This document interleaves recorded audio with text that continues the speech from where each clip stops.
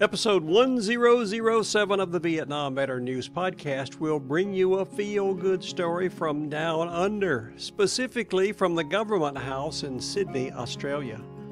A story about the event by Letitia Fitzpatrick appeared in the Port Macquarie News.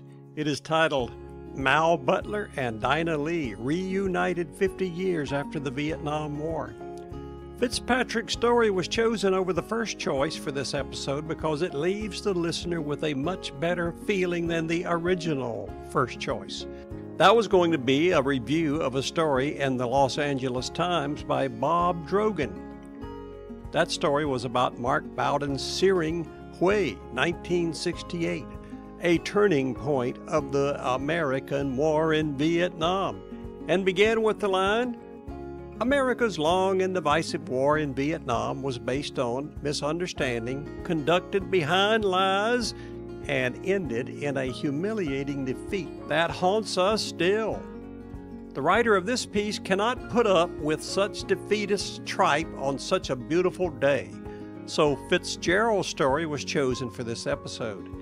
It is about an Australian Vietnam veteran, Mal Butler, who had the exciting pleasure of encountering a famous Australian celebrity, singer Dinah Lee, at an event in Sydney 50 years after she had visited him at a hospital in country where he was recuperating from wounds he had received in battle. To appreciate the feelings something like that would engender in young Mal Butler at the time, consider this.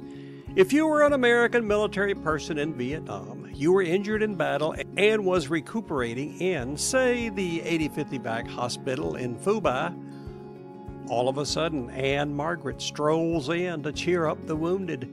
She comes up to your bed. She sits on the edge of the bed and engages in a little small talk, gives you a peck on the cheek and moves on.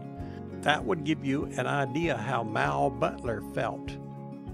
Go to episode 1007 to discover how it came about that Mal Butler met Dinah Lee 50 years later.